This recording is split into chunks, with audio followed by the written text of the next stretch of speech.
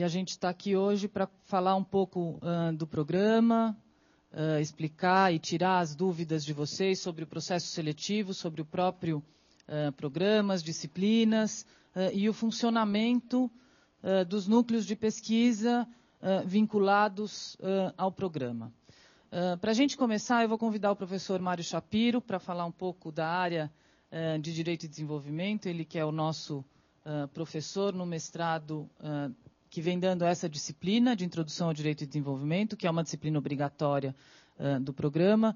O Mário está entrando em sala de aula daqui a pouco, na graduação, então a gente começa com a explicação dele, depois eu detalho mais o próprio programa e o curso mais especificamente. Mário. Obrigado, Luciana. Bom dia para vocês. Eu dou aula 9 horas, e aqui 9 horas é 9 horas, não é 9h10. Então, eu vou falar rapidinho com vocês e vou dar aula. Esse programa de Direito e Desenvolvimento, ele tem uma primeira questão importante a ser dita a vocês, por que, afinal de contas, a gente estuda desenvolvimento no direito, né? Acho que essa é uma primeira questão que aparece, assim, puxa, mas isso não é um tema para os economistas? Mas não é só para eles, né? Se a gente for ver a trajetória do desenvolvimento, a gente vai ver que o desenvolvimento, ele, de fato, é um tema que começa com um problema econômico, né? Porque a teoria econômica não dá conta de responder por que um grupo de países não se desenvolve. Isso acontece nos anos 50, nos anos 60, né? Então, eles começam a dizer o seguinte, puxa, por que será que um grupo de países, um grupo dos chamados países do resto, por uma autora, que é Alice Amsden, por que esses países não se desenvolvem, né? E aí eles vão começar a formular uma série de explicações econômicas para isso. Aqui na América Latina a gente vai ter a CEPAL, que é uma comissão de estudos para a América Latina, a gente vai ter um grupo de economistas asiáticos pensando nas questões da Ásia, e esse debate de desenvolvimento evolui economicamente ao longo dos anos 60, dos anos 70, né? Só que o desenvolvimento ele vai produzindo também subprodutos, porque esses países de fato se desenvolvem, né? Esse problema inicial do porquê eles não se desenvolvem, porquê eles não crescem, porquê eles continuam presos numa armadilha que a gente viu esse semestre, né, Marcos? De um círculo vicioso, né? Os países têm uma baixa renda, essa baixa renda leva esses países a ter uma baixa poupança, porque as pessoas ganham pouco, essa baixa poupança leva esses países a ter um baixo investimento eles têm pouca produtividade eles têm pouca renda eles têm pouca poupança, e assim eles se retroalimentam num círculo perene de subdesenvolvimento. Mas esse círculo é vencido nos anos 50, nos anos 60, o Brasil se industrializa, diversos países se industrializam, a Coreia se industrializa, a Taiwan se industrializa. Só que esse processo de desenvolvimento, de crescimento industrial, gera uma série de outros subprodutos. Esses países se tornam desiguais, esses países se tornam... constroem o seu processo de desenvolvimento de forma autoritária, boa parte deles com ditaduras, no caso do Brasil, no caso da Coreia. E aí o tema do desenvolvimento passa a ser um tema interessante para diversas outras áreas, né? Por que será que esses países têm esses sistemas políticos? Por que esses países têm esse sistema administrativo? Por que será que esses países têm essa organização penal, essa organização constitucional? Quer dizer, começa assim a ficar claro que o desenvolvimento ele é um problema, mas que ele é um problema, é uma questão que gera uma série de outros problemas, né? E boa parte desses problemas são problemas institucionais.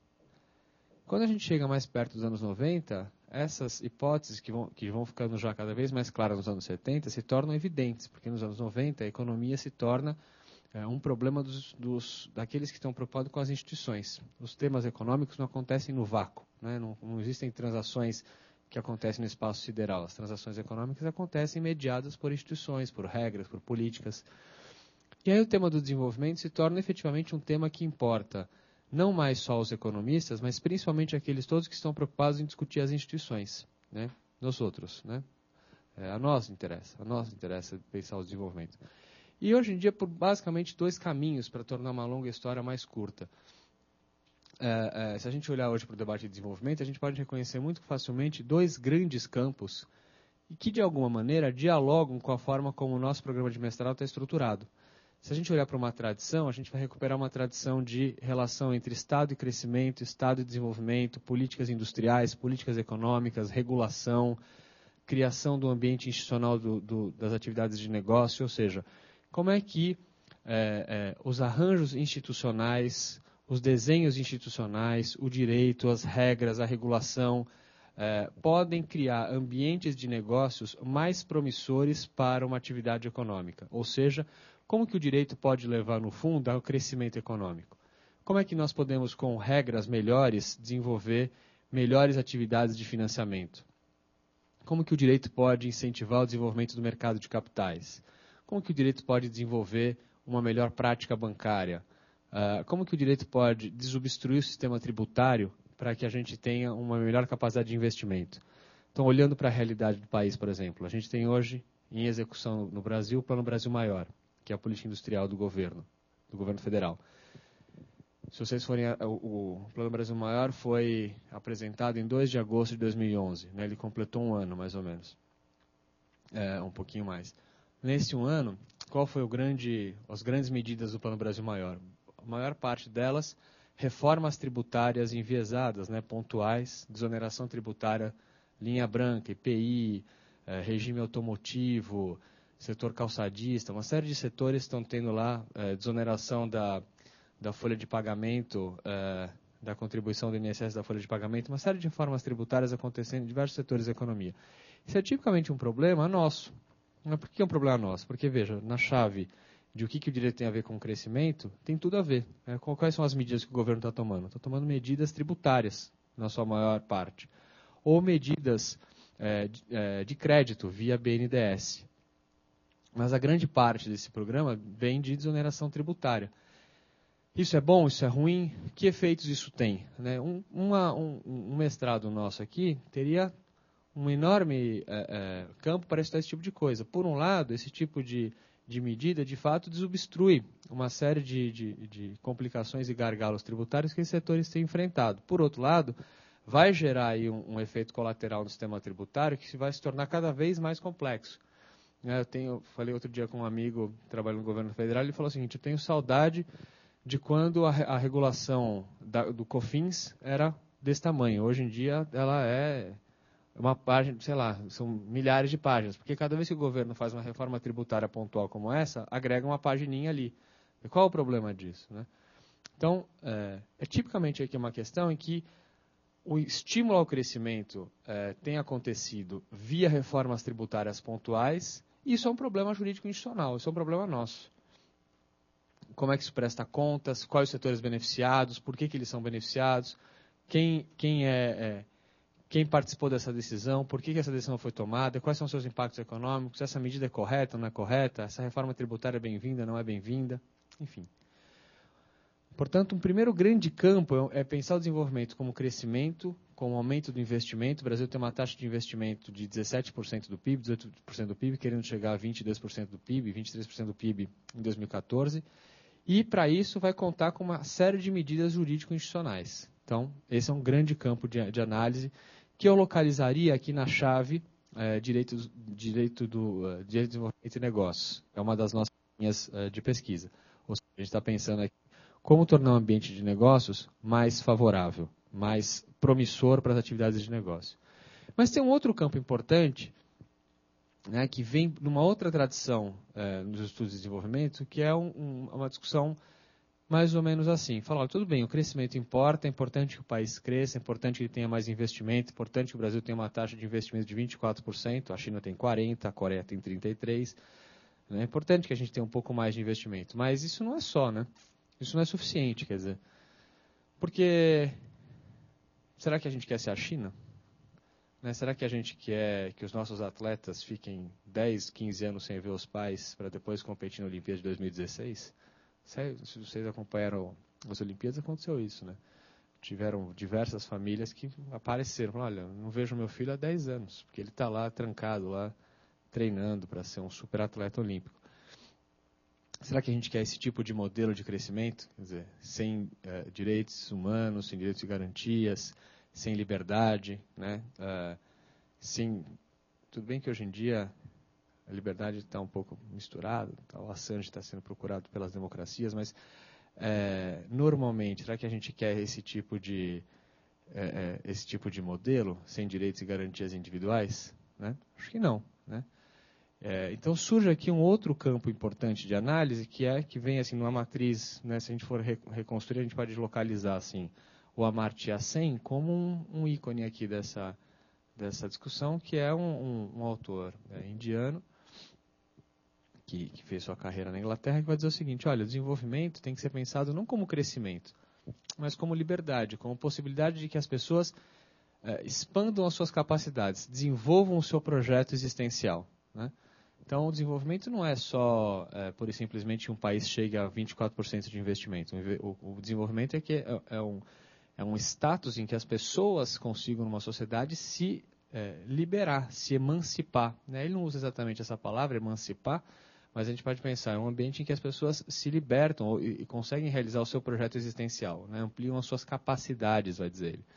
E aí tem um enorme outro terreno de análise, que é pensar o desenvolvimento como um problema de direitos humanos, como um problema como questões de gênero, como questões de opressão, como questões de raça, como igualdade, como questões de justiça material. Enfim, aí tem um outro campo muito interessante também, que é pensar o desenvolvimento não exatamente como crescimento, mas como um ambiente de promoção do humano, promoção da liberdade, do espaço do indivíduo. Isso, assim, tanto numa tradição mais neoclássica, como é do Amartya Sen, né, que pensa no indivíduo, como tradições mais, eventualmente até mais desafiadoras, pensando a emancipação das sociedades, pensando a capacidade de que tenhamos um país organizado institucionalmente para que as questões de gênero não sejam opressivas, ou para que as questões de raça não sejam questões com tamanha desigualdade, para que a desigualdade não seja efetivamente um problema para o país, como é hoje. Como é que a gente consegue pensar desenvolvimento com democracia, como é que a gente consegue pensar o judiciário nesse ambiente, porque ele é um garantidor do devido processo, né, e ele funciona no devido processo. Então, tem uma outra chave de análise de desenvolvimento que igualmente nos interessa e que a gente poderia localizar aqui na nossa segunda linha de pesquisa, mais próximo do que a gente chama aqui de desenvolvimento como instituições e política. Né? Que instituições são essas? Que desenho institucional é mais ou menos promissor a permitir a realização dos projetos individuais e dos projetos de emancipação existencial das pessoas? Enfim, para terminar, eu já me alonguei bastante, dizer a vocês que o nosso projeto ele tem essas duas, o mestrado ele tem, de uma maneira mais abstrata e mais genérica, esses dois grandes olhares, né? Um olhar mais para o ambiente de negócios e o outro olhar para o ambiente político das instituições. Por trás de ambos os ambientes, ou ambas as linhas, a questão que fica é que desenho institucional, quais instituições, com que organização institucional a gente pode produzir e alcançar os resultados, seja de promoção do desenvolvimento econômico, seja de promoção do desenvolvimento humano. Enfim, acho que essa é a nossa questão aqui. Então, eu vou deixar vocês. Obrigado pelo convite, pela paciência. E venham, porque a gente está fazendo um mestrado com muita dedicação. A gente gostaria muito de ver todo mundo que está com vontade de estudar, estudando aqui. Porque a gente tem muita vontade de trabalhar, então a gente trabalha aqui. Então, venham. Obrigada, Mário. Boa aula. Eu vou, inclusive, pegar esse gancho que o Mário colocou aqui sobre direito e desenvolvimento, que é a área de concentração do nosso programa, para poder apresentar o núcleo e como é que estão os núcleos de pesquisa e como é que está organizado o programa de forma geral.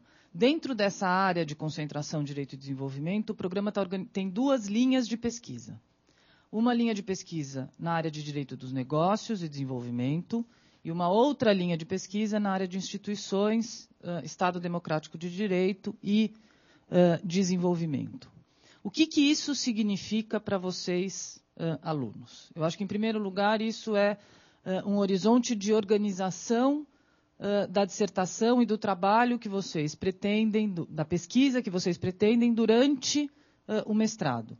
Isso indica principalmente, quer dizer, e aí se vocês forem olhar essa nossa organização no próprio site, na página da escola, que cada uma dessas áreas abrange as diversas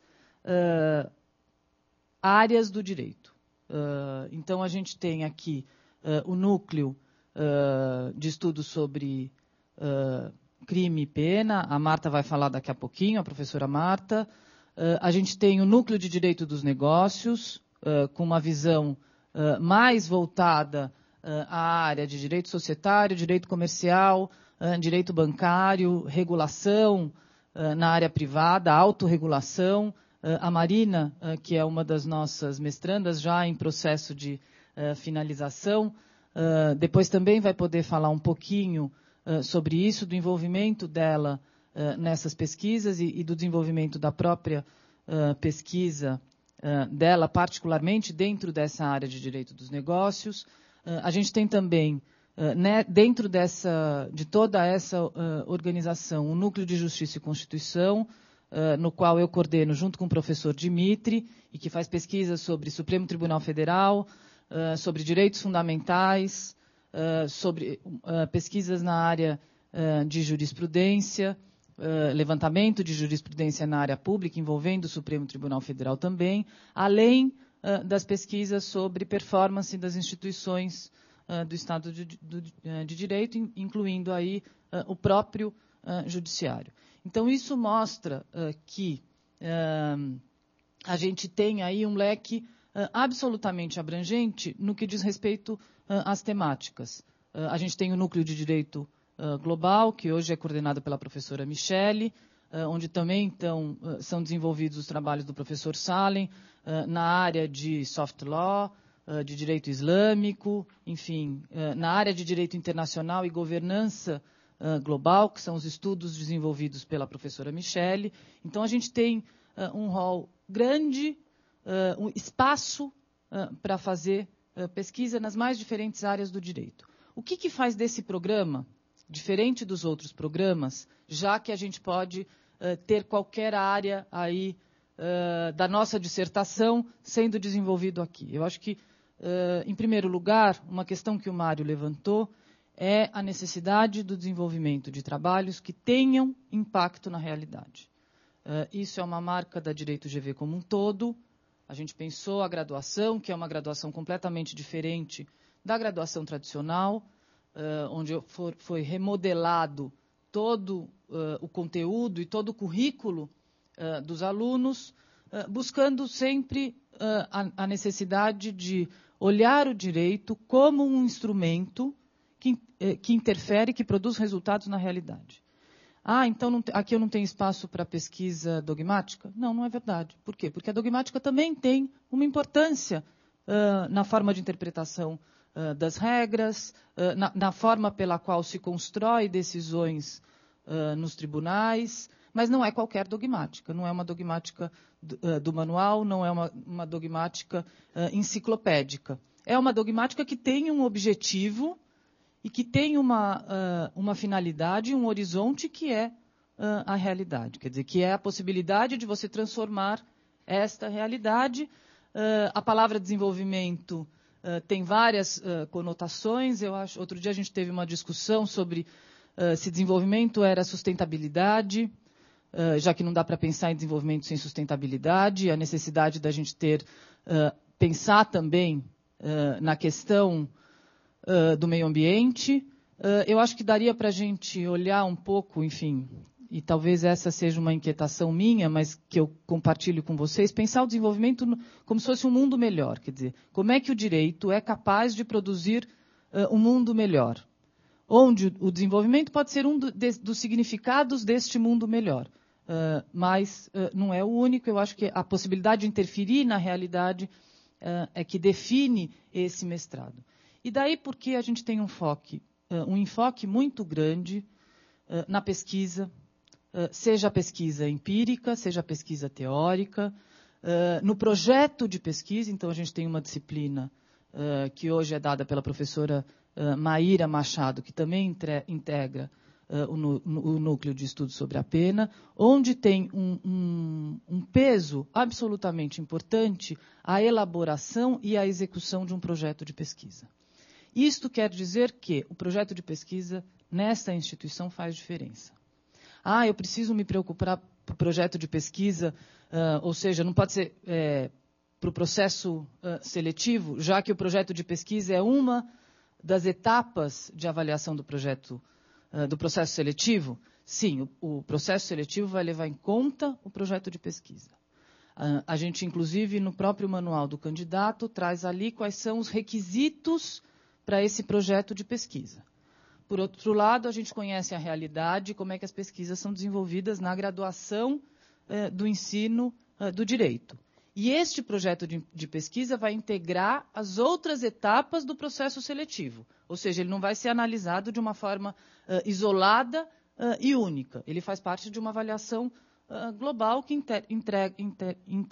integra várias etapas desse processo seletivo.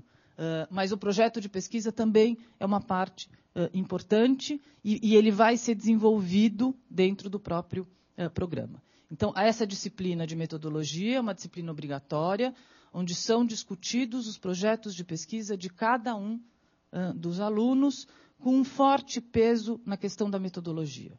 E por que a metodologia interessa para o desenvolvimento da pesquisa. Além dessa disciplina obrigatória, a gente tem a disciplina Introdução ao Direito e Desenvolvimento, que também é uma disciplina obrigatória dada no primeiro semestre, e dependendo da linha de pesquisa que cada um dos senhores escolham no momento de entrada no programa, existe uma disciplina obrigatória em cada uma dessas linhas de pesquisa, né?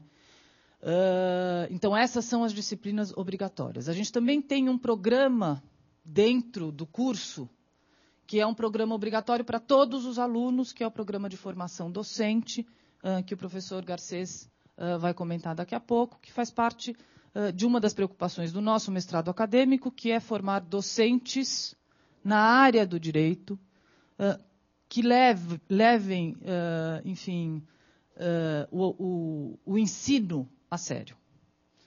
Então, a gente não está pensando aqui no professor, que é professor nas horas vagas do curso de Direito, mas a gente está pensando aqui, a gente tem interesse em formar um acadêmico e um professor que leve a docência a sério, se for a principal atividade, se puder ser a principal atividade, a gente vai ter atingido o nosso objetivo de uma forma mais completa.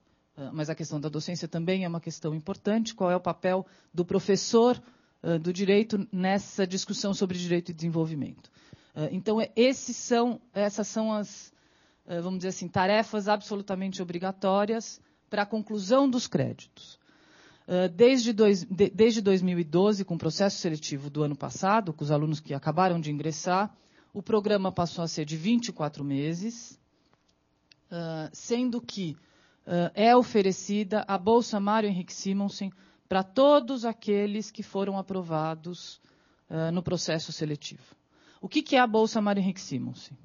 E qual é a ideia inspiradora da Bolsa Mário Henrique Simonsen? A gente tem um programa aqui, que é um programa que é oferecido em horário comercial. E ele não é oferecido no horário comercial, por acaso. A gente tem disciplinas na parte da manhã e na parte da tarde. Com uma exigência dentro de sala de aula e fora de sala de aula, que é uma exigência bastante considerável, onde a gente espera e onde o aluno é cobrado de uma preparação prévia para cada uma das aulas. Isso torna a dedicação às outras atividades, que não o programa do mestrado, muito difícil. E, por vezes, até inviável se dedicar a outras atividades além do nosso programa de mestrado. Não dá para a gente construir um programa em que, de novo, dentro da mesma perspectiva do professor nas horas vagas, não dá para você fazer um mestrado nas horas vagas. Ao menos o mestrado que a gente está propondo aqui. E isso tem complicações, enfim, a gente sabe que os candidatos estão num momento da vida que não é mais o momento da graduação, onde você tem a possibilidade, em alguma medida, de ter o apoio, enfim, da família. É um momento em que as pessoas já estão, às vezes, até mesmo no mercado de trabalho, e se dedicar de forma integral a um programa de mestrado tem consequências econômicas. Qual é a ideia da Bolsa Mário Henrique Simonsen? É que o aluno possa fazer o programa de Direito e Desenvolvimento da escola, da Direito GV, sem que sejam pagas as mensalidades referentes ao programa. Então, a Bolsa Mário Henrique Simonsen garante gratuidade do programa. E torna possível que o aluno se dedique de forma integral e exclusiva ao programa. É uma bolsa obrigatória? Não. A gente tem alunos que não são bolsistas e que fizeram uma opção por pagar a mensalidade. A exigência desses alunos é menor em termos de conteúdo e de disciplina? Não. A exigência é a mesma. Cada um faz uma escolha pessoal da sua trajetória e com as oportunidades que são dadas na vida de cada um. Aqui dentro ele vai ser cobrado da mesma forma. Qual é a diferença do bolsista e do não bolsista? A gratuidade do curso implica numa contraprestação. E essa contraprestação vem em forma de atividades acadêmicas. Então, do bolsista Mário Henrique Simonsen, ele é obrigado a diversas atividades dentro do programa, como uma forma de contraprestação do investimento que a Fundação Getúlio Vargas está fazendo nesse aluno por conta da gratuidade da mensalidade. Então, essa contraprestação pode vir no envolvimento das pesquisas dos núcleos, dos diferentes núcleos, encaminhados pelos seus orientadores ou não. Essa contraprestação ela pode vir em termos de uma pesquisa específica, desenvolvida por um professor especificamente, não obrigatoriamente vinculada por um núcleo. Pode vir em própria atividade acadêmica, apoio acadêmico, seja na graduação, seja no próprio mestrado, dos professores. Esse apoio acadêmico não se confunde com a docência, propriamente dito, mas é um apoio à atividade de docente. Enfim, a gente tem aí um rol de atividades que o bolsista Mário Henrique Simonsen tem como compromisso com a Direito GV e com a Fundação Getúlio Vargas como um todo, nesse investimento que é feito via Bolsa Mário Henrique Simonsen. E aí tem toda a discussão, então eu preciso parar de trabalhar para fazer o curso? Se você for bolsista da Mário Henrique Simonsen, sim. Porque ela impõe que não haja nenhuma outra forma de remuneração além da gratuidade e além dessa dedicação. Existe a opção de você pagar a mensalidade e continuar com vínculo empregatício, sabendo que você vai ser cobrado em sala de aula da mesma forma como aqueles que estão se dedicando de forma integral. Enfim, e é esperado que você se envolva com as atividades de pesquisa e com as atividades acadêmicas da Direito GV. Então, a gente tem aí essa, vamos dizer assim, esse horizonte de que a dedicação exclusiva vai produzir melhor qualidade e um maior envolvimento do aluno. O aluno do programa de mestrado da Direito GV, ele não é mais um aluno. Ele é importante para a gente, porque a gente está investindo nesse aluno, porque a gente está formando um mestrando e um novo mestre, mas ele também é visto como um pesquisador. E a gente vai fazer esforço para que esse aluno se envolva nas nossas pesquisas. A maior parte dos professores, enfim, incluindo os professores que estão aqui hoje, são professores de período integral e dedicação exclusiva a Direito GV. Isso quer dizer que a gente passa todos os dias da nossa semana aqui, seja em sala de aula, seja fazendo pesquisa, seja atendendo alunos, seja participando de grupos de estudo. Enfim, a nossa atividade principal como acadêmico. E isso faz uma diferença, a gente sabe que faz uma diferença na produção acadêmica e na nossa dedicação a vocês, enfim, ao ensino de forma geral. E a gente espera também que os alunos tenham e façam parte dessa formação, né? E dessa atividade. Além da Bolsa Mário Henrique Simonsen, a gente tem desde 2009, 2010, o programa da Fundação Carlos Chagas.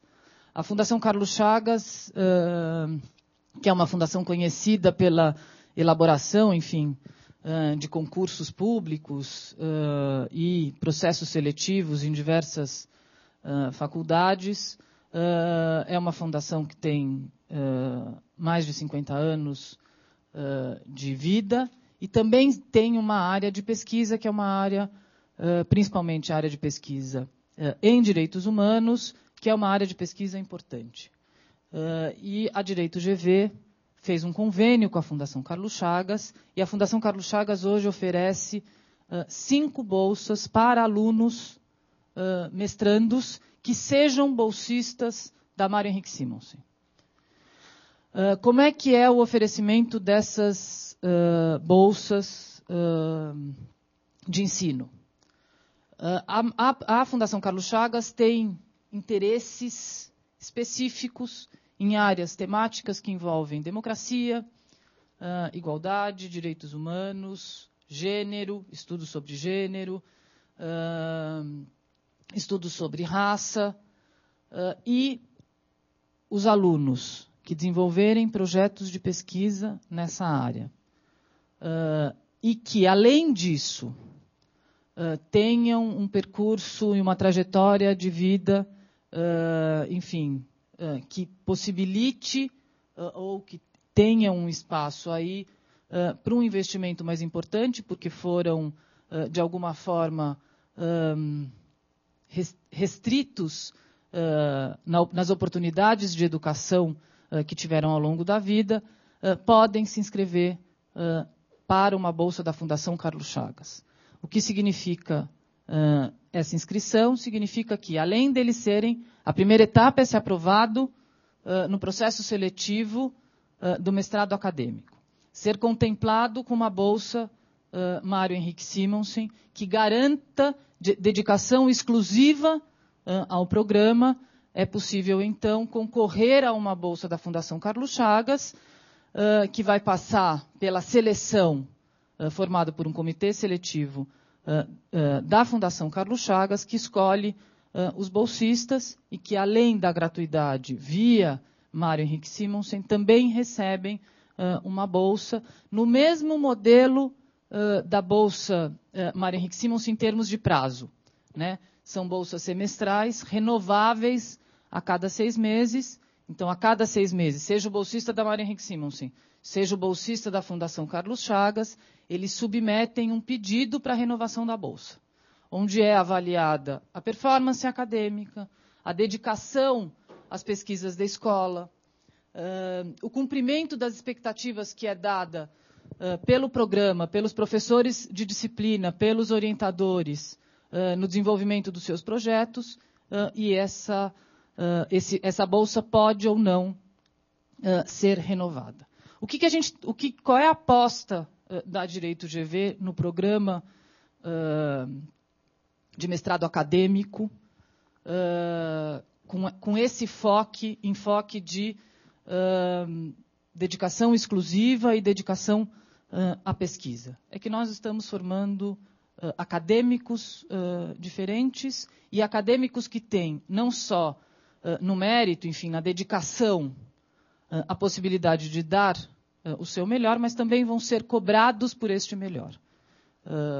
Então, eu acho que aqui, enfim, os alunos, os que já foram alunos, os que são alunos, os que acabaram de ingressar no programa, conhecem a seriedade dos professores, sejam eles como docentes, sejam como pesquisadores,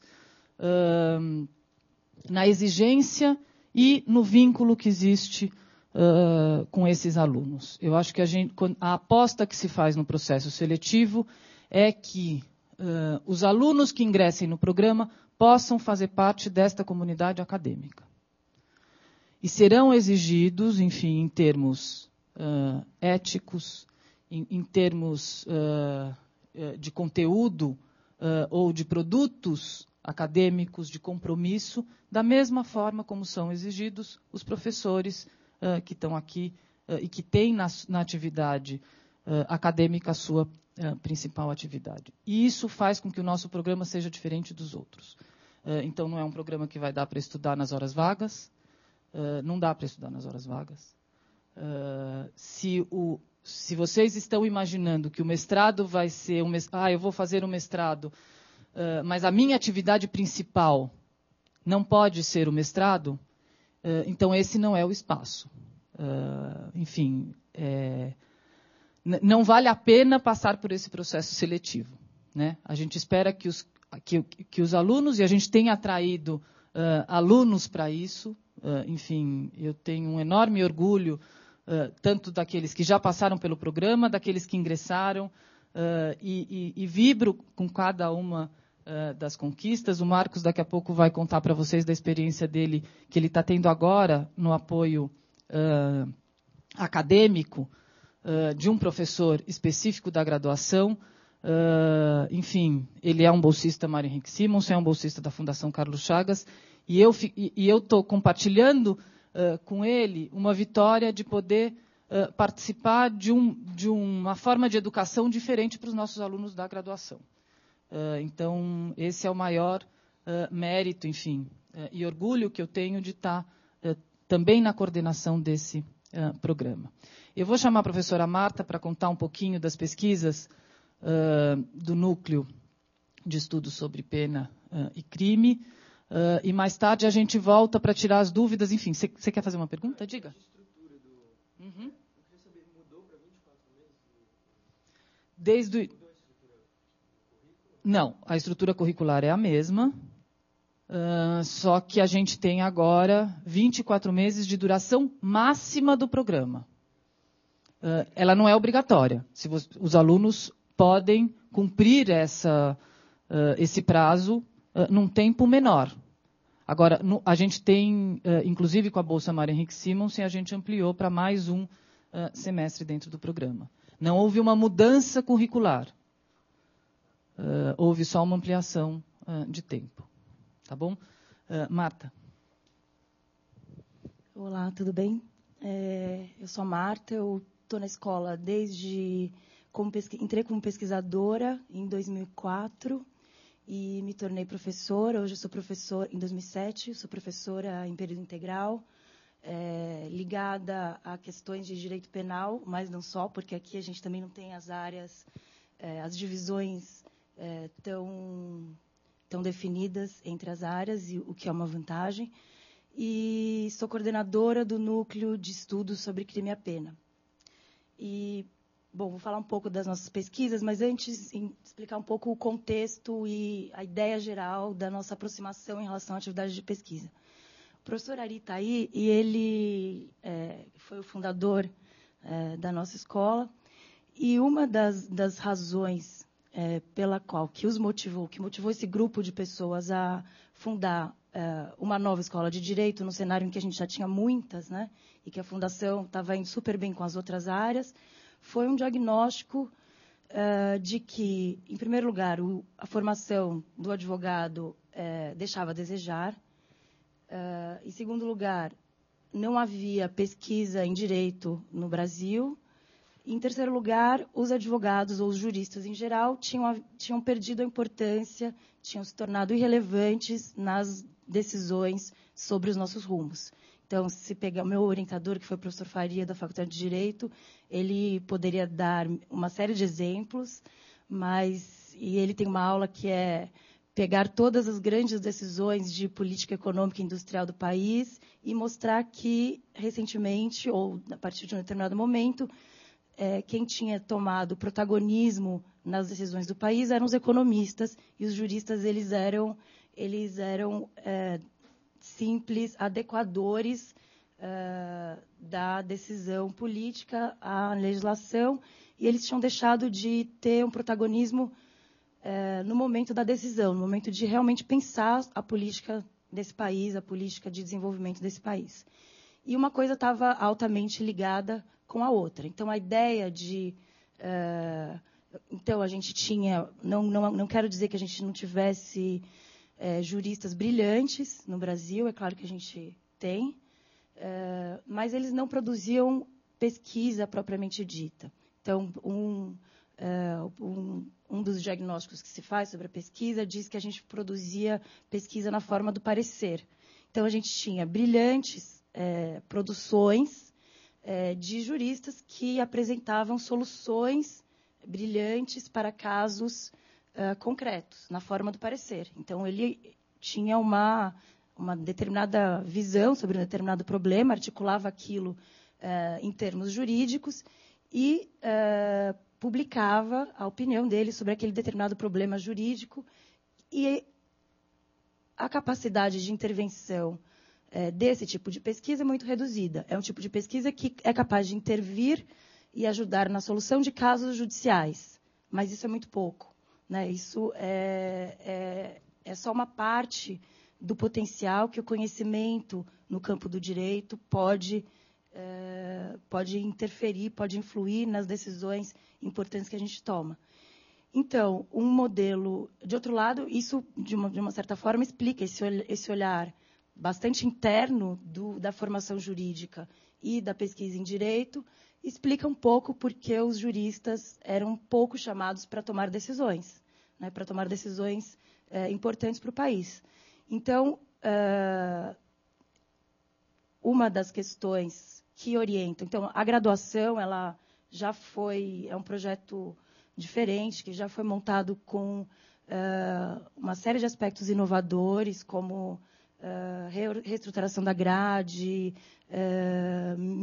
novas disciplinas que combinam, que são mais interdisciplinares, metodologia de ensino bastante diferente. Então, a gente não está estudando manual, está estudando problemas e pensando juridicamente, ensinando os nossos alunos a pensar juridicamente a partir de problemas.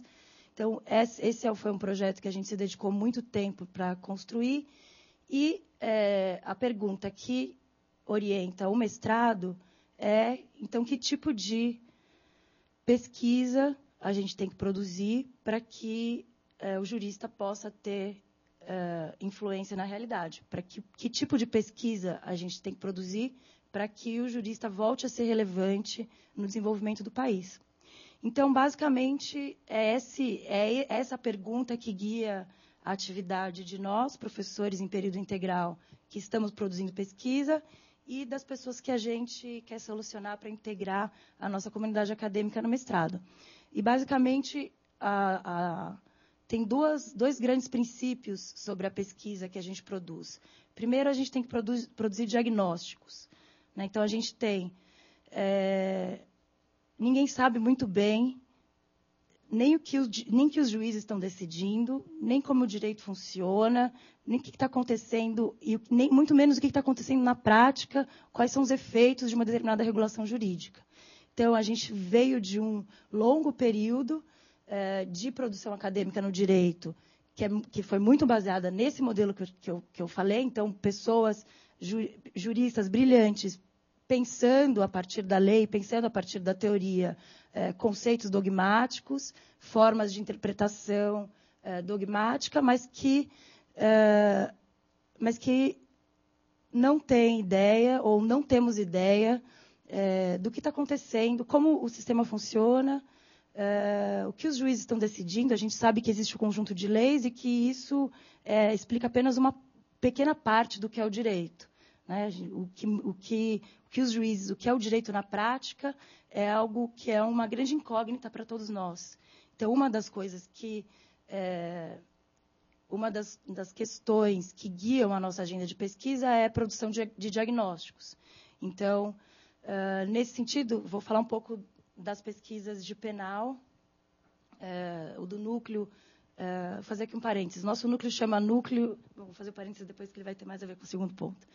Bom, a gente fez diagnósticos, a gente produziu A gente tem se dedicado a produzir um conjunto de pesquisas que fazem diagnóstico sobre a aplicação da lei penal.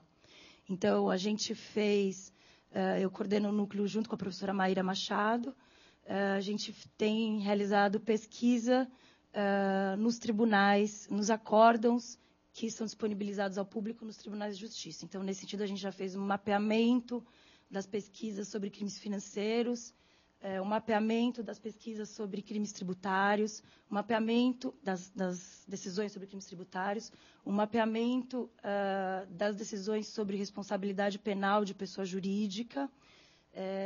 Aqui, no núcleo, em conjunto com uma parceria que a gente tem com o SEBRAP, eu tenho trabalhado numa pesquisa que mapeia decisões sobre crimes de racismo e violência doméstica. Isso para quê? Para entender o que aconteceu depois da lei, né? Então, basicamente, a gente quer pensar política financeira, política tributária, políticas de reconhecimento. Todo mundo tem boas ideias, mas pouca gente tem noção de qual o efeito de uma lei dentro do judiciário. Então, o nosso primeiro passo foi entender, como determinada lei está sendo aplicada. E, no final das contas, o que a gente, na maior parte dos casos, descobre é que, evidentemente, os juízes têm um grande espaço de interpretação a partir da lei, e a aplicação e a definição do sucesso ou não de uma política depende de entender o que está acontecendo, como essa lei, que tipo de complexidade está sendo enfrentada pelos juízes ao interpretarem as leis e lá na ponta, que problemas de aplicação institucional a gente está tendo. Então, uma boa parte da nossa agenda é produzir diagnósticos. A segunda característica da nossa agenda de pesquisa, acho que isso é geral do nosso núcleo também, é libertar o pesquisador da divisão tradicional das áreas, né? Então, se eu estou pensando, se a ideia é formar pessoas e produzir pesquisas que ajudem a pensar a regulação de um determinado setor da vida social, eu tenho necessariamente que me libertar da amarra do direito penal, me libertar da amarra do direito civil. Então, justamente, ampliar o olhar, não só para questionar qual área do direito pode melhor regular esse problema, que instrumentos eu posso articular, que articulação entre as áreas eu posso pensar para regular melhor determinado campo social. Então, eu tenho que flexibilizar o meu olhar para além das áreas. Então, a pesquisa interdisciplinar é realmente necessária para conseguir formar esse tipo de olhar. E um olhar que olha para fora, né, que consegue olhar para fora do sistema do direito também e pensar as consequências sociais de uma determinada regulação. Não é à toa que o Mário estava aqui falando de política econômica e política de desenvolvimento. Então, acho que essas são as duas características das pesquisas que prezamos muito e que achamos que contribuem para esse objetivo de pensar, de retomar um papel, um protagonismo ao pensar as políticas do país. Então, nesse segundo sentido, de pesquisas que transitam entre áreas, agora vem parênteses. O nosso núcleo chama Núcleo de Pesquisa sobre o Crime e a Pena, e é uma grande crise para nós, porque, na verdade, todas as nossas pesquisas estão ligadas à ideia de questionar o protagonismo do direito penal, pôr em questão o protagonismo do direito penal na regulação de uma série de problemas que temos hoje.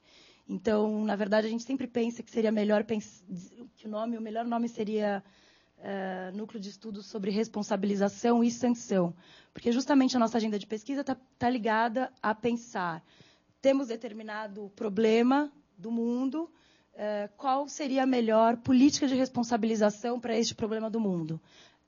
Eu tenho várias formas de responsabilizar, que pode ser responsabilidade individual, responsabilidade solidária, responsabilidade de pessoas jurídicas. Então, quando eu penso em política de responsabilização, os critérios de responsabilização podem ser muito diferentes. Então, o direito penal tem um determinado critério de responsabilização, que é o critério da autoria individual. O direito civil tem outro critério de responsabilização, o administrativo também.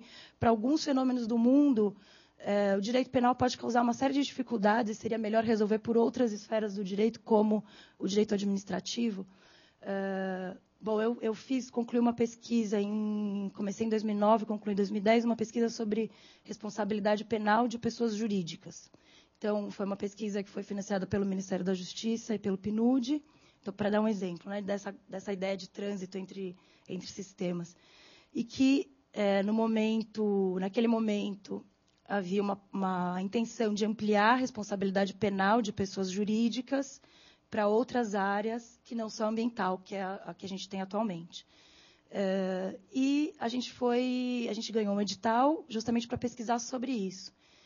E a nossa pesquisa era justamente, não era uma pesquisa sobre responsabilidade penal de pessoas jurídicas, mas era uma pesquisa sobre que modelos de responsabilização podem ser mais eficientes para lidar com certo tipo de problemas, como ilícitos praticados no âmbito de pessoas jurídicas.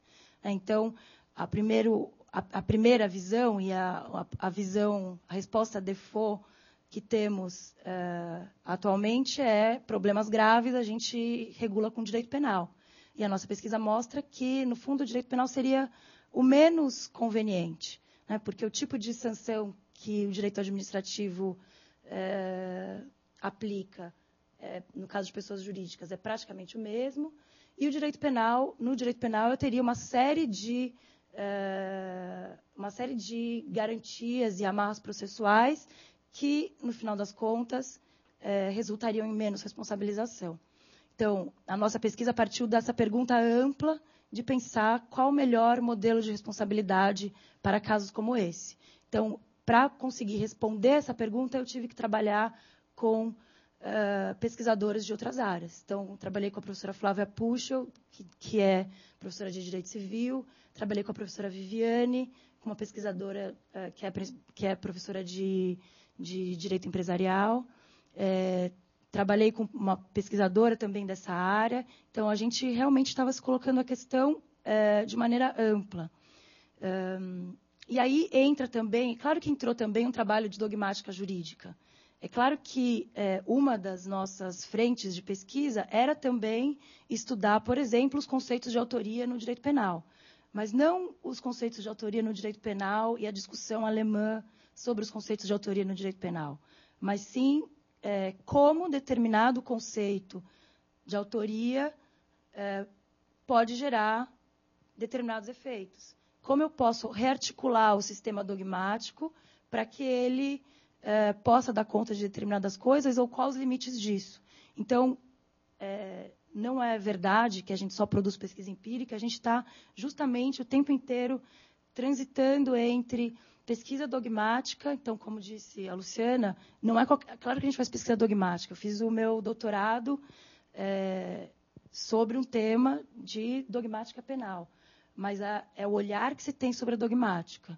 Então, ao estudar dogmática, eu não vou me colocar dentro do sistema jurídico, dentro do sistema de argumentação dogmática e só pensar nisso. A gente vai estimular que vocês tenham um distanciamento para conseguir pensar que tipo de articulação dogmática gera que determinados efeitos.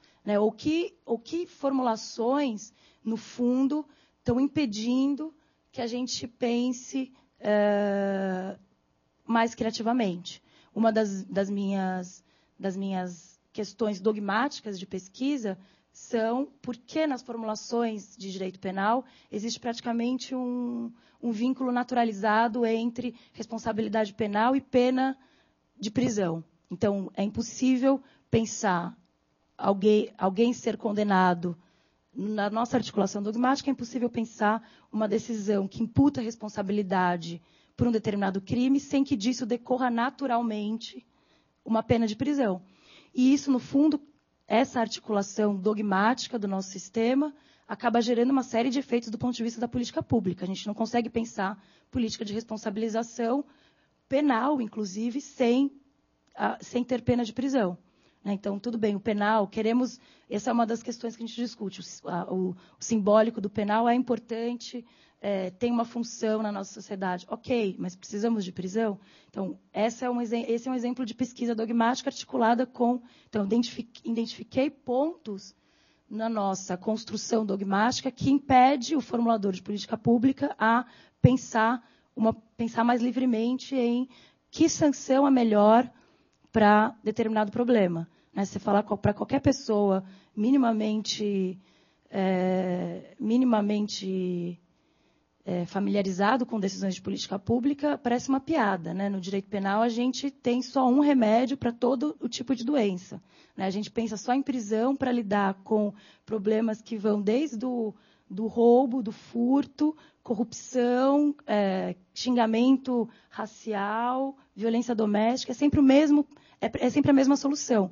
Então, do ponto de vista de formulação de política pública, de responsabilização, é um fracasso.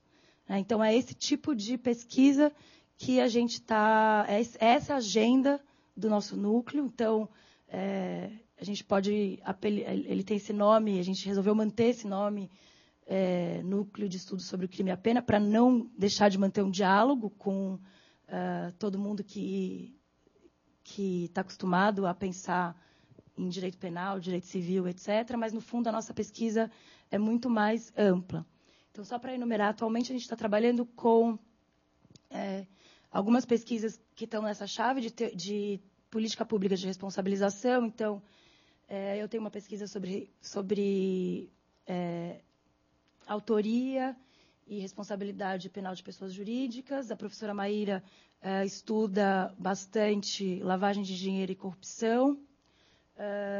Outra chave de pesquisa, uma das outras questões importantes que estão na agenda do nosso núcleo é o problema da superpopulação carcerária. Então, pensar também que tipo de efeito essa política pública penal que põe o foco na prisão, que tipo de efeito isso está gerando. Então, a gente está desenvolvendo estudos sobre a superpopulação carcerária, que também transita entre que arranjos dogmáticos estão impedindo que a gente pense em alternativas, mas também passa por um estudo, até a Carol Kutrup está aí, ela participou de um estudo sobre as ações civis públicas em casos de presídio. Então, o que significou, numa determinada cidade do interior, colocarem um presídio gigantesco no meio da cidade? Não tinha nem sistema de esgoto. Então, a gente tem, também com a questão prisional, também com esse trânsito que vai desde as questões teóricas até até pensar consequências desse tipo de política. E uma pesquisa que eu desenvolvo, que é uma parceria de Direito GV e SEBRAP, que é pensar políticas de reconhecimento, especificamente racismo e gênero, e pensar por que movimentos como o movimento negro e o movimento de mulheres também estão atuando na esfera pública com tanta, digamos assim, falta de imaginação. Porque também esses movimentos que buscam reconhecimento, igualdade, etc., colocam quando olham para o direito, demandam do direito mais direito penal. Então, essa é uma terceira chave de pesquisa. Atualmente, a gente está também, dentro da pesquisa de superpopulação carcerária, fazendo um estudo de caso sobre o massacre do Carandiru, mas também pensando de maneira ampla, não o processo penal do Biratã, não o processo penal dos policiais que entraram e que praticaram as condutas, mas vamos olhar articuladamente todas as respostas estatais dadas a esse episódio. Então, as indenizações das famílias, os processos penais, as indenizações da família, o processo no âmbito internacional, mas também as ações do Executivo na reformulação do sistema penitenciário ou não. Enfim, mais um exemplo de alguma coisa que está acontecendo neste momento e que tem, de novo, esses princípios. Indo do início para o fim, por que um mestrado tempo integral e dedicação exclusiva? Porque há uma constatação de que na disputa pelo tempo do aluno entre o empregador e a escola ou a faculdade, o empregador dá de 10-0, com a aquiescência do funcionário. Porém, esse é um tempo extremamente importante e raro na vida do aluno, para que ele possa se afastar completamente das obrigações de trabalho, de emprego, para se dedicar exclusivamente àquilo que ele quer fazer na vida. Esse é um comportamento, nas boas faculdades de Direito pelo mundo afora, é assim que se faz. Ou seja, esse negócio de aluno meio período, sendo que do meio período 80% está procurando arrumar um emprego e 20% está tentando entender o que o professor fala, produz um resultado ruim que, quando o Brasil se compara com outros países, mesmo em desenvolvimento, nós perdemos. Por que direito e desenvolvimento? Para nós sabermos se o direito tem ou não tem um papel no desenvolvimento do país. Afinal de contas, somos todos formados em direito e é interessante, no mínimo interessante, saber se os 5 anos que nós passamos na faculdade representam alguma coisa para a coletividade brasileira ou se nós somos, pura e simplesmente, prestadores marginais de serviço, bem remunerados ou mal remunerados. Ora, no entender da escola, o direito tem um papel.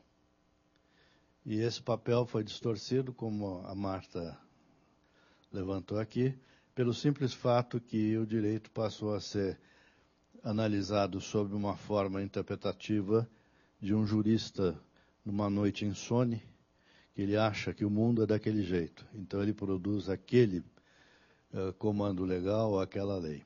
Obviamente, depois no Congresso ela é discutida, mas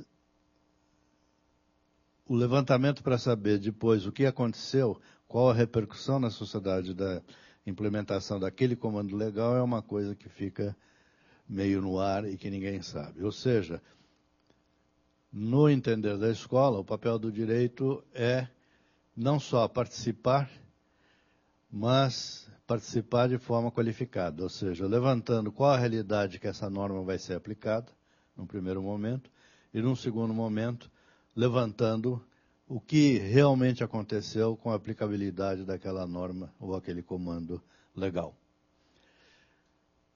Dentro dessa ótica, nós temos o núcleo de direitos do negócio, que ele procura estudar e entender um aspecto que vocês provavelmente leem todos os dias nos jornais, com falas melhores ou piores de economistas e jornalistas econômicos. Qual é o papel do direito no desenvolvimento econômico? Tem algum? Ponto de interrogação. Como é que o direito pode se posicionar para contribuir para ver os vieses negativos ou positivos que o sistema financeiro, para o público ou privado, patrocina para o desenvolvimento do país? Quais são esses mesmos vieses positivos ou negativos que o mercado de capitais tem que produzir, produz ou não produz, para o desenvolvimento do país? Ou seja, a ideia é tirar nós, advogados, desse papel passivo de pura e simplesmente sermos bons gramáticos na interpretação de um texto escrito, para pura e simplesmente passarmos a procurarmos sermos atores na mudança do país. Qual é o papel da empresa privada? Qual é o papel da empresa pública? Qual é o papel do financiamento para as empresas nesse país? Como se financia isso? Há financiamento de longo prazo? Há financiamento só de curto prazo? O que seria na crise de 2008, em que o sistema financeiro se recolhe, se não houvesse a entrada do sistema financeiro estatal para tentar segurar a iniciativa privada no sistema, com seu sistema produtivo? Ou seja, são indagações que são importantes, que é para o desenvolvimento do país, aqui no nosso caso focado no movimento empresarial. Qual é o papel da arbitragem vis-à-vis o sistema judiciário? Que resultados isso tem produzido? Bons, maus? Isso ajuda o progresso do país ou não? Ou seja, são indagações que nós não nos contentamos somente em ficarmos com a lei escrita, mas tentamos ver de onde partiu essa lei, como é que ela está sendo aplicada e quais os resultados. E a partir daí podemos fazer sugestões para quem de direito, para que seja demonstrado que aquele tipo de ordenamento está sendo bom ou não está sendo bom. Em vez de assumirmos, nós, advogados, uma posição meramente passiva, nós buscamos ser protagonistas. E esse é o convite que a escola faz para aqueles de vocês que forem selecionados. Obrigado.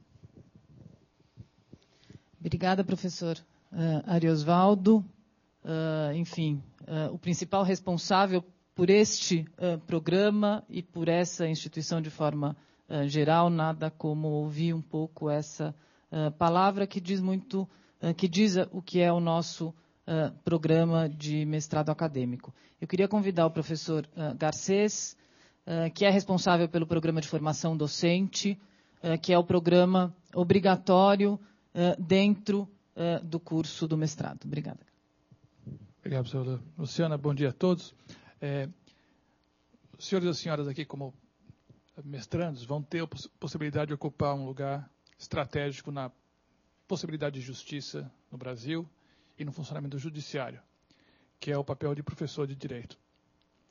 O método mais tradicional de ensino, nós temos, acho que, todas as nossas visões, passamos pela faculdade, ele é pobre na sua perspectiva teórica e ineficiente na sua contribuição prática. Ou seja, a reflexão jurídica é muito pobre nas nossas faculdades, autocontida, fora do mundo, muitas vezes uma mistura de egolatria e senso comum revestida de retórica jurídica, e nos seus efeitos práticos muito ruins. As pessoas vão fazer estágio porque querem aprender direito na prática. Ou seja, na faculdade nem aprendemos boa teoria, nem aprendemos prática. Isso é um crime contra o país. Isso é um crime contra o país. A faculdade é um lugar de investimento enorme. Investimento financeiro, direto ou indireto do governo, investimento simbólico, as pessoas vão para a faculdade porque querem qualificar, e se torna, de fato, um dos maiores gargalos para o nosso desenvolvimento. Ponte e túnel, você pode contratar alguém para fazer, mas para pensar, não é do dia para o outro que você faz. Se nós não qualificamos quem pensa o direito no Brasil, nós estamos cometendo um crime contra todos aqueles que não podem estar na universidade. A proposta do direito GV é justamente, então, permitir que a gente possa reformar a forma de se pensar o direito a partir da universidade. A universidade importa. A universidade tem que qualificar teoricamente, tem que capacitar tecnicamente. Mais do que isso, a gente tem que apresentar uma nova forma de perceber o direito e sua relação com a sociedade brasileira. A gente fala que o método tradicional é ruim, que está aí há 150, 180 anos, mas o que mais me espanta é que o método tradicional de ensino de direito não está aí há 180 anos porque os professores não morreram. Porque tem professor de 200 anos dando aula. O que mais me espanta é que um menino, uma moça de 27 anos, entra na sala e faz exatamente a mesma coisa. Tem algum motivo para isso acontecer. Nós precisamos entender por quê. Então, o programa de formação docente vai justamente fazer a gente refletir sobre isso, vai assumir como sua missão de que repensar o direito no Brasil é fazer com que nossos alunos possam significá-lo de maneira diferente em sala de aula. Por isso, essa preocupação com o rigor que nós temos aqui, a preocupação com a prática, a preocupação com o empenho de uma reflexão teórica de qualidade. E, dentro da nossa proposta, nós achamos que a gente não pode ter um ensino produtivo se o aluno não for o protagonista.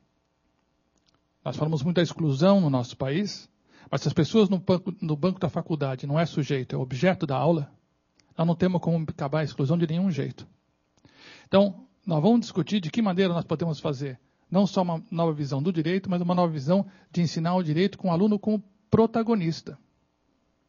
É muito difícil fazer isso. É facílimo eu decorar um ponto de direito e dar uma aula de 1h30 em que eu pareço maravilhoso e meus alunos parecem ignorantes. E para o meu ego é uma delícia. Chego em casa e falo para minha mulher, amor, hoje eu arrasei. E ninguém na sala melhorou 1 centímetro.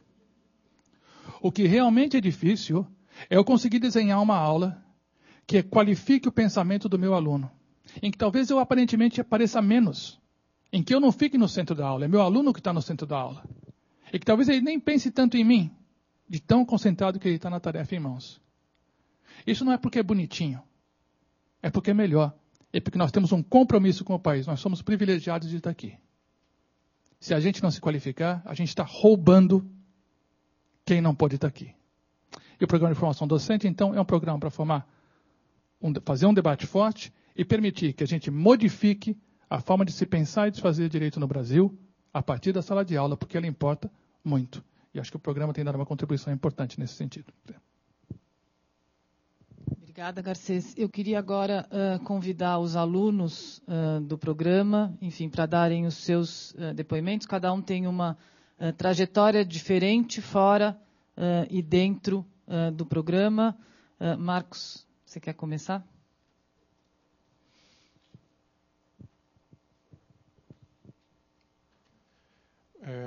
Ao contrário de todo mundo que falou aqui, eu não tenho a menor intimidade com o microfone e nem com essa posição, então talvez eu não seja tão eloquente quanto eles. Eu tinha pensado em alguns pontos para falar para quem está pensando em ingressar no programa. Por conta dessa tensão, provavelmente eu vou esquecer os principais, mas eu vou lembrar de alguns outros secundários. Um momento interessante é o momento da própria seleção. Se eu não me engano, a professora Luciana falou a respeito do projeto. Eu aconselho, pela minha própria experiência, que vocês invistam algo sério nesse projeto. Uma, porque ele é parte do processo seletivo, isso é óbvio. E outra, porque me pareceu que, a mim, ao menos, como um momento bastante importante para saber se eu tinha uma questão que eu quisesse formular uma pergunta corretamente formulada a respeito, e se eu tinha uma questão a ser respondida. A minha experiência foi a seguinte: eu soube do processo seletivo há poucos dias do encerramento, eu me internei em casa e eu descobri que eu tinha muito mais do que uma questão. Assim, eu me dei conta de que eu sou uma pessoa que penso ao limite da exaustão. Não que eu pense em autores, não que eu pense de tal ou qual maneira, mas eu penso ao limite da exaustão, me dei conta naquela semana. Percebi que as minhas questões eram infinitas e que eu tinha que escolher uma relativamente bem delimitada. E fui trabalhar no meu projeto com isso em mente. Assim, eu vou buscar ajuda na GV, porque eu me dei conta de que o mundo me incomoda em determinados aspectos. Eu ando pela rua, das menores às maiores coisas eu me sinto tocado. Eu abro o jornal e o mesmo acontece, e eu quero entender por que essas coisas acontecem assim e não de um outro jeito. E talvez a GV possa me ajudar. Esse processo começou na confecção do meu projeto. Foi muito interessante.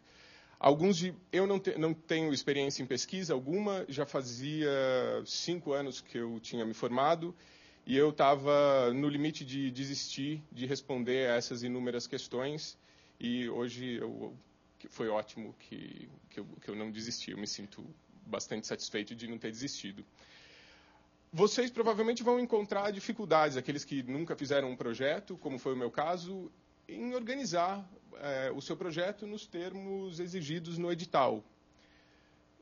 De alguma forma vocês vão conseguir, e se vocês são pessoas inquietas, incomodadas, cheias de questões em busca de respostas, questões que podem ser delimitadas cientificamente e respostas igualmente, claro, vocês provavelmente estão no lugar certo.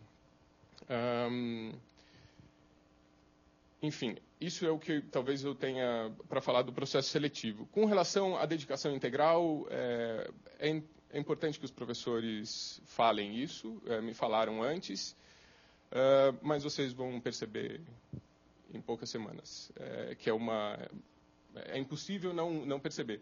Vocês vão perder um pouco do tônus muscular e da cor, devido às horas que vocês vão passar na biblioteca, que serão extremamente prazerosas, pelo menos para mim tem sido.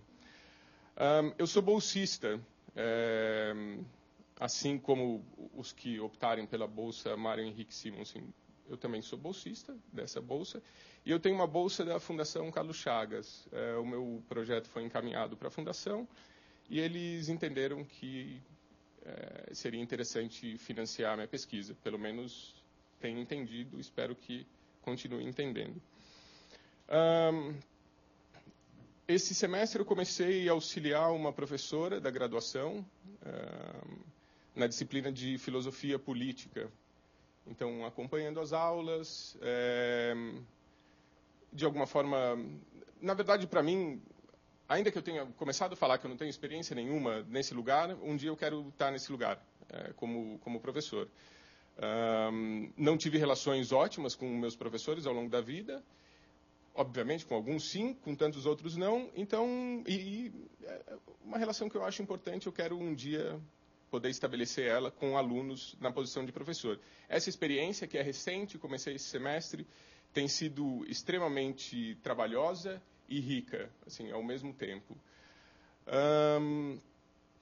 Enfim, como eu disse, eu tinha pensado em algumas questões importantes, esqueci da maioria delas. O que eu penso, um conselho que eu dou para vocês é o seguinte: identifiquem-se como pessoas inquietas, se vocês são pessoas inquietas, que se incomodam com o mundo, que se incomodam com os arranjos institucionais que vocês observam no próprio país. E se vocês forem pessoas dessa índole, que se incomodam, é bem provável que vocês estejam no lugar certo. A GV provavelmente vai ajudar vocês, como tem me ajudado, a formular suas questões e a respondê-las. Não é uma tarefa fácil, é uma tarefa gratificante, e eu acho que é um projeto sem fim. Para quem tem esse perfil, esse caráter que eu digo, eu acho que não para no mestrado, depois talvez não pare no doutorado, enfim, e as coisas vão seguindo. Sou orientando da professora Marta, meu projeto de pesquisa tem a ver com direito penal. É algo, assim, é uma tarefa hercúlea encontrar um lugar onde se discuta o direito penal em outras bases que não aquela, a atribuição de culpa nos crimes de trânsito. O dolo eventual versus dolo ou culpa consciente. Esses trabalhos têm seu valor? Tem, mas não era isso que eu queria discutir. Eu deveria ter começado falando por isso. Foi por isso que eu vim para o mestrado da GV e não por outros. Eu me deparei com o núcleo, as pesquisas, com o currículo da professora Marta. Agora me lembrei de uma coisa interessante. E já vou encerrar. Pesquisem os professores. Sabe, se vocês estão prestando mestrado, vão lá, no nome dos professores, peguem o látis deles, não para saber se eles são bons ou ruins, mas para saber o que esses professores têm pesquisado, em que tipo de questões esse professor está envolvido, aquele outro está envolvido. Vocês vão ser demandados, quando vocês forem aprovados, a apresentar uma lista de professores possíveis orientadores. E é interessante que você apresente nessa lista professores que têm a ver com as suas questões. Vocês vão discutir aqui questões da vida de vocês. Então, procurem pessoas que discutam questões das próprias vidas que têm a ver com a vida de vocês. Esse é um conselho. Preparem um bom projeto para vocês e para o processo e pesquisem os professores. Saibam o que cada um deles está fazendo. Enfim, acho que é isso. Fico um pouco nervoso. Obrigada, Marcos. Imagina. Carolina.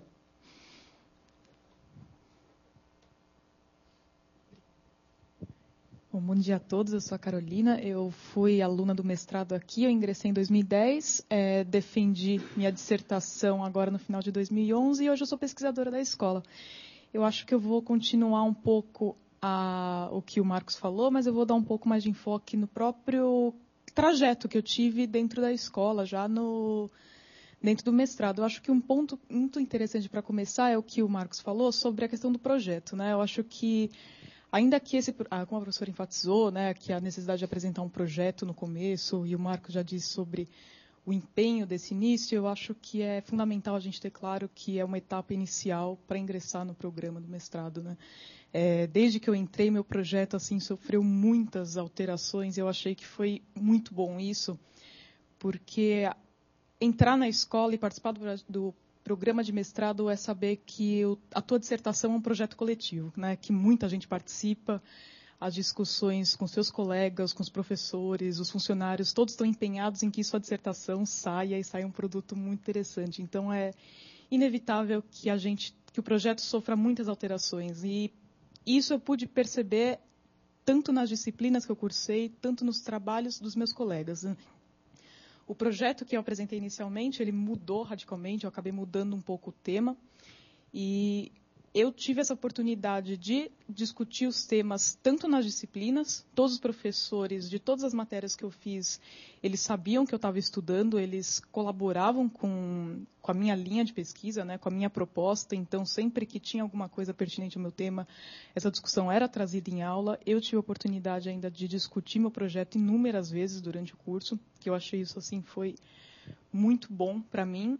E também, no segundo semestre, quando eu tive a disciplina de pesquisa em Direito, que a professora Luciana deu, eu estava apresentando meu projeto para enviar à FAPESP. Então, nesse momento, a gente organizou uma rodada de discussão só sobre meu projeto, que eu ia submeter para avaliação. Então, foi assim, eu não tenho nem o que... Eu só tenho a agradecer toda a contribuição que os professores e meus colegas deram durante o curso. Só um desfecho, eu consegui ser bolsista FAPESP, meu projeto foi aprovado, não teve nenhuma restrição de mudança. Foi um benefício que eu tive durante todo o primeiro semestre, já no meu segundo ano do mestrado, e que depois eu apresentei no final e foi aprovada minha dissertação também, sem problema. Então, acho que o projeto é vocês terem a consciência de que apresentar um projeto é um momento inicial de uma trajetória que se começa e vai passar por muitos percursos e mudanças e melhoras durante todo o programa do mestrado. Eu acho que outra recomendação que o Marcos fez também, que eu acho que é imprescindível, é conhecer a produção da escola. Eu acho que conhecer o que os professores estão fazendo é muito importante. O site da escola é incrível. Muita coisa do que a gente produz hoje aqui está disponível, e até pensar num projeto, pensar numa linha do que se quer estudar, acho que começar conhecendo a produção daqui é muito importante. Eu já tive uma trajetória diante da escola, eu fui estagiária aqui durante o período de 2007 até 2009, daí eu apresentei um projeto de mestrado para a professora Maíra Machado, que é do Núcleo de Estudos sobre o Crime e a Pena. E desde que eu entrei no núcleo, eu sempre tive a oportunidade de participar das pesquisas da escola e até pensar num tema do meu projeto, que justamente teve origem numa pesquisa que foi desenvolvida pela professora Maíra Machado, que era financiada pelo Ministério da Justiça. Na época, a professora Maíra estava estudando projetos de lei sobre matéria penal, e meu projeto foi um desmembramento dessa pesquisa que ela apresentou, e meu projeto foi sobre um estudo de projetos de lei apresentados no Congresso sobre matéria de execução. A professora Maíra me orientou também na minha dissertação, e foi muito bom porque era uma pessoa que tanto já conhecia o tema, por ter trabalhado numa pesquisa, quanto me conhecia e conhecia a minha proposta e o que eu estava tentando estudar. Então, a afinidade do orientador com o seu tema também é muito bom é um fator muito positivo para a escola. Sabe?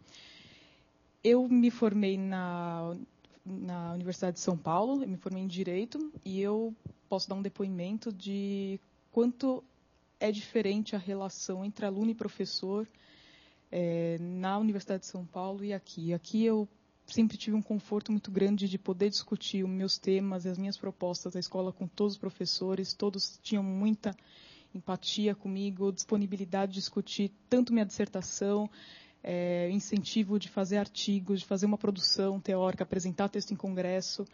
Então, é um espaço em que eu me sentia muito à vontade de crescer também, de saber o que eu estava fazendo, se eu estava indo por um caminho bom ou não, de reformular minhas ideias.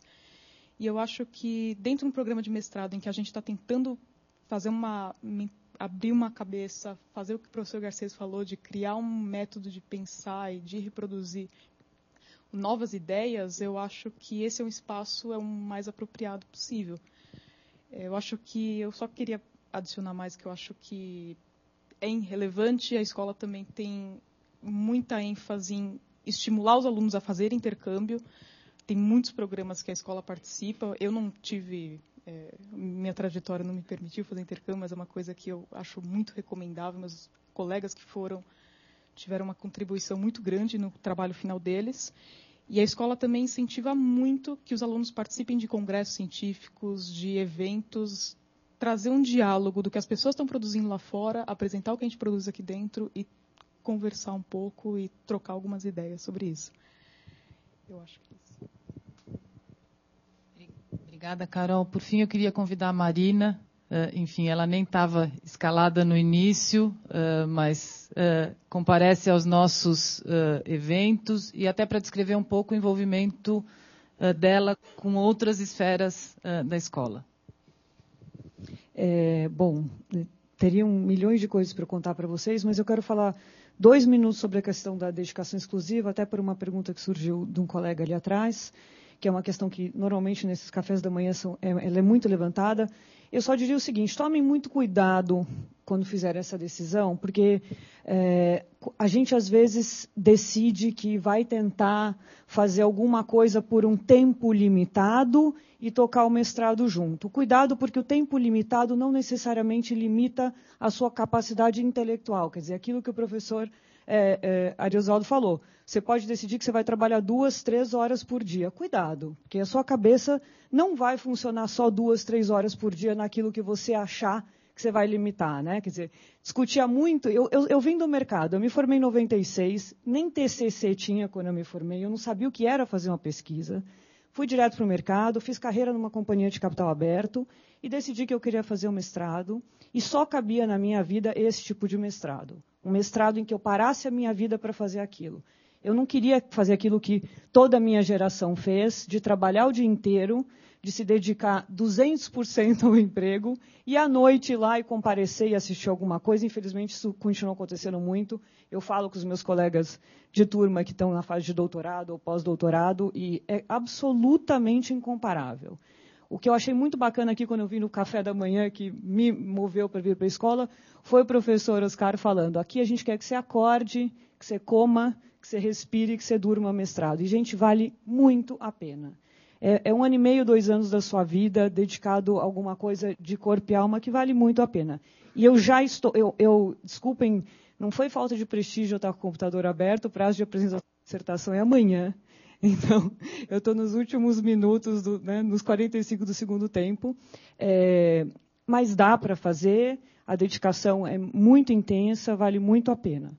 Para falar um pouco sobre o que eu estou trabalhando dentro da escola, que eu acho muito interessante, é diferente das experiências que foram relatadas. A minha é na área de negócios, a minha orientadora é a professora Érica Gorga, que dá aula de direitos dos negócios, mercado de capitais, fusões e aquisições.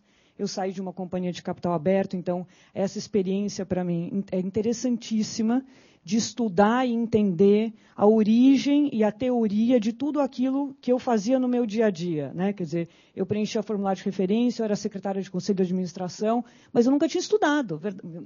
Na faculdade eu fiz PUC, posso falar numa boa, porque todo mundo sabe. Mal e mal estudei a lei das SA. CVM eu fui conhecer quando eu saí da faculdade, né? Então, assim, faz parte, né? As faculdades têm as suas formas de resolver ensinar, suas metodologias. Então, eu aprendi muito na prática e fui estudar a teoria, que está sendo uma experiência maravilhosa. A experiência de estar numa classe com 13 pessoas de 24 e 25 anos, sensacional. Assim, foi uma troca muito, muito bacana. A generosidade do mundo acadêmico é uma coisa que me espantou. Não tem uma porta que você bata, que a pessoa não abra e não pare a vida dela para ler seu projeto, para ler sua dissertação. Gente que eu nunca tinha visto na vida, que eu bati e falei: você é o professor fulano de tal? Então me disseram que você... A pessoa para, olha e se dedica. Dentro daquilo que o professor Ariosaldo falou, de olhar para o mundo. Eu estou, nesse momento, terminando com a minha orientadora, a professora Érica, agora uma pesquisa que não é o tema da minha dissertação, mas que surgiu a partir dele, sobre acordo de acionistas. Uma coisa que nós duas percebemos é que, assim, existem livros e livros e livros sobre acordos de acionistas. Todos muito interessantes, discutindo o artigo 118, o dever de independência do parágrafo 1º de 154. Mas a gente não encontrou nenhuma análise de um acordo de acionistas. A leitura de um acordo de acionistas. O acordo de acionistas da companhia X. Então, o que nós fizemos? Nós lemos 89 acordos de acionistas de todas as companhias, do nível 1, nível 2 e Novo Mercado, segmentos especiais da Bovespa, para dizer, gente, essa discussão dogmática e a hermenêutica é muito importante, né, para definir o traço teórico, mas assim, não é estranho você chegar à conclusão, teoricamente, de para que está sendo usado um acordo de acionista sem ler um acordo de acionista? Então, a nossa pesquisa fez isso. A nossa pesquisa fez uma revisão da literatura sobre os debates a respeito de acordos de acionistas e foi ler, para ver se o que está sendo escrito e usado e o que está vigente no dia a dia atende àquilo que a teoria está chegando à conclusão que é o instrumento. E não preciso dizer que a gente chegou a conclusões bem diferentes das discussões, né, teóricas. Está certo que é um instrumento novo, o Novo Mercado ganhou corpo de 5 anos para cá, mas assim, o campo é muito vasto, tem muita coisa para pesquisar, muita coisa muito interessante. E muito ligada à prática, né? Você não está distante do mundo real e do mercado. Você está estudando as companhias, está vendo a ação da empresa subir e descer e que tipo de acordo de acionista ela tem, que tipo de composição de conselho ela tem. Só para vocês conhecerem, a minha dissertação discute o conceito do conselheiro independente no Novo Mercado. Que conceito é esse? Por que ele foi desenhado assim? Como é que a China, a Índia, os Estados Unidos, a Europa estão tratando esse conceito? O que se pretende dele? Qual que é o papel dessa pessoa no Brasil? Com toda uma parte teórica, para depois também todo um teste empírico desse estudo teórico.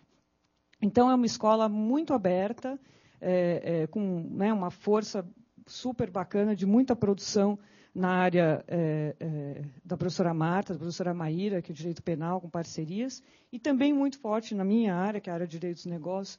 É um pouco, as pessoas enxergam um pouco isso de fora, a partir do nome da fundação, né? E também dizer o seguinte, eu sou bolsista Mário Henrique Simonsen, mas nesta área de negócios, eu sinceramente não sei como funcionam as outras, também tem uma série de outras oportunidades, falando do ponto de vista financeiro. Claro, você não vai receber salário, né, nesse tempo do seu mestrado, mas assim, tem a Ambima, que é a Associação Brasileira das Companhias de Mercado de Capitais e Financeiro, que tem um prêmio Ambima anual. Tem o IBGC, que é o Instituto Brasileiro de Governança Corporativa, que também oferece um prêmio anual, que são prêmios remunerados, né, eles pagam para você mostrar que você está fazendo uma pesquisa na área de negócios. São prêmios que te dão exposição. Quer dizer, eu falei, eu vou protocolar minha dissertação amanhã, eu já tenho oferta de emprego.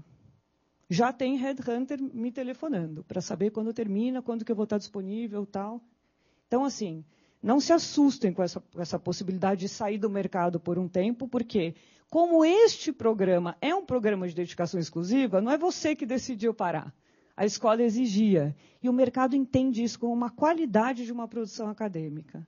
Então, não se assustem em sair do mercado. Eu saí do mercado com 38 anos, faço 40 daqui a pouco e estou recusando emprego. Tá bom? Obrigada.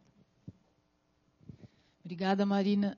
Só para finalizar, eu queria retomar 2 palavras sobre o processo seletivo, ao qual, propositalmente, eu não me referi no início. Em primeiro lugar, esse é um processo seletivo para valer. Então, não é um processo seletivo onde a indicação da bibliografia para a prova é ilustração ou é dica. Não. O que está como bibliografia indicado no manual do candidato vai ser cobrado nas provas. Não dá para vir fazer prova sem ter lido a bibliografia. É uma bibliografia curta, pontual, exigente, e qualquer, enfim, pergunta que se faça na prova será cobrada esta bibliografia. Então, esse é o primeiro ponto importante. O segundo ponto importante é que cada uma das fases ela é eliminatória. Então, seja a prova de conhecimentos específicos, a prova de inglês e o projeto de pesquisa que, em conjunto, na entrevista, enfim, será objeto de análise e de discussão. O que é a entrevista? A entrevista ela é feita no momento por um corpo de professores do programa que vão discutir o seu projeto de pesquisa e a sua prova de conhecimentos específicos para procurar entender um pouco qual é o seu compromisso com esse projeto, que se apresenta dessa forma, enfim, as suas perspectivas com relação ao curso e, mais especificamente, com o objeto de pesquisa que você está se propondo. Não existe indicação de orientação nem antes nem durante o processo seletivo. Isso é feito após a aprovação, depois do momento de matrícula, onde tanto os professores indicam os alunos que foram aprovados como possíveis orientandos, como os próprios alunos indicam possíveis orientadores. Como é que é feito esse arranjo?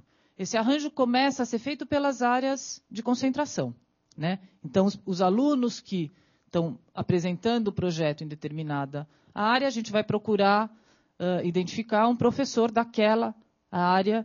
Pode não ser o primeiro professor indicado, mas essa ideia de área temática é uma das áreas que orienta essa definição do orientador para o programa de mestrado, dentro de limitações que a gente tem, de limitações da própria CAPES, que regula o mestrado acadêmico, mas a gente também tem programa de co-orientação com professores da casa e com professores de outros programas de mestrado, seja na própria área do direito, seja em outras áreas como administração, economia. A gente está aqui com a Maria Camila, que é aluna do programa, que tem hoje em dia co-orientação com uma professora da Fundação Carlos Chagas, na área de gênero.